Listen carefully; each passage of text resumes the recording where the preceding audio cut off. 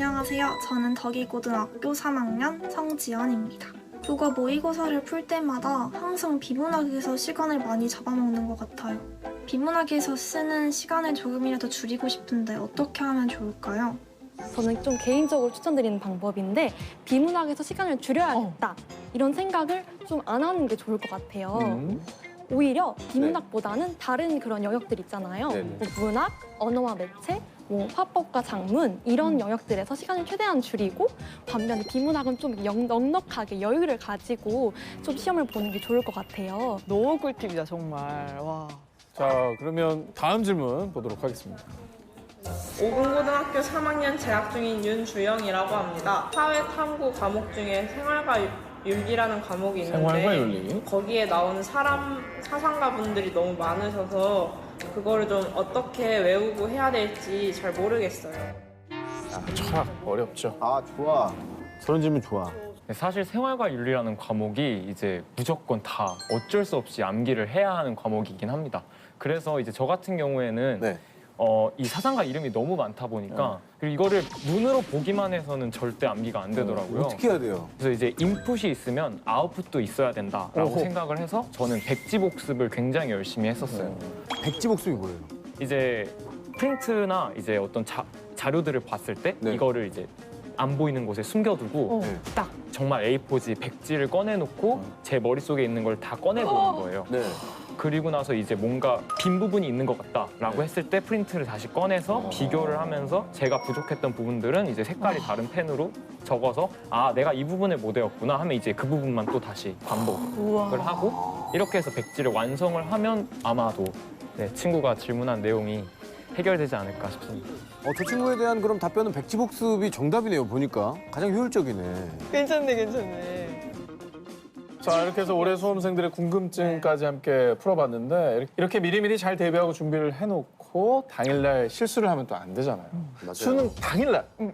중요한 건 또 시험 당일의 문제이기 때문에 유의할 점이나 꼭 해야 하는 것들이 있다면 어떤 게 있을지 직접 좀 본인의 경험을 토대로 얘기를 해주실 수 있을까요? 이게 수능 당일이라고 해서 친구들이 생각보다 조용하진 않아요. 이게 맞아. 네, 생각보다 시끄럽습니다. 그래서 점심시간이나 쉬는 시간에 본인이 보고 싶은 자료가 있어도 집중을 해서 보기가 생각보다 어려워요. 네.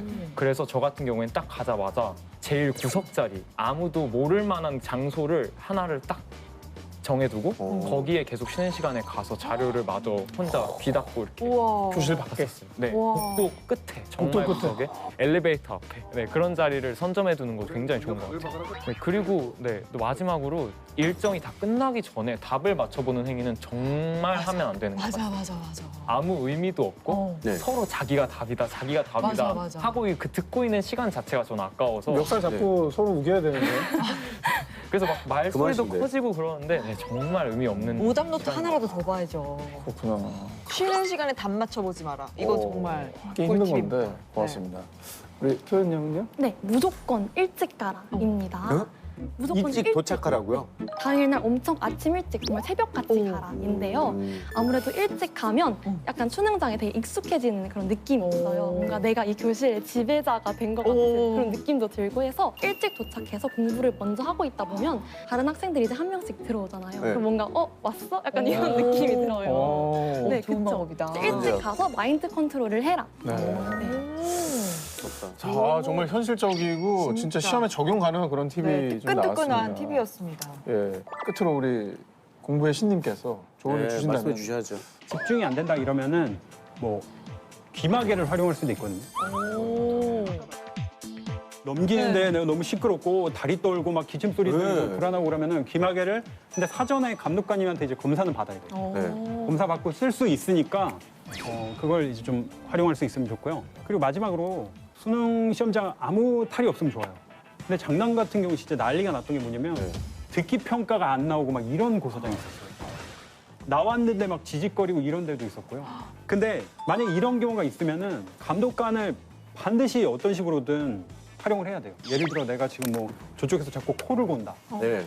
앞에 친구가 뭐 자꾸 뭐 다리를 떤다, 뭐 떤다 하면은 감독관님한테 말해도 돼요. 그러니까 제가 수능 끝나고 맨날 학생들이 끝나자마자 저한테 와서 뭐 성태형 뭐 수능을 망쳤는데 뭐 옆자리 누가 했고 뭐 근데 감독관님한테 말을 못했어 이런 학생들이 되게 많거든요. 그래서 이런 경우에는 반드시 이제 감독관님을 활용할 수 있어요. 그래서 미리 가라는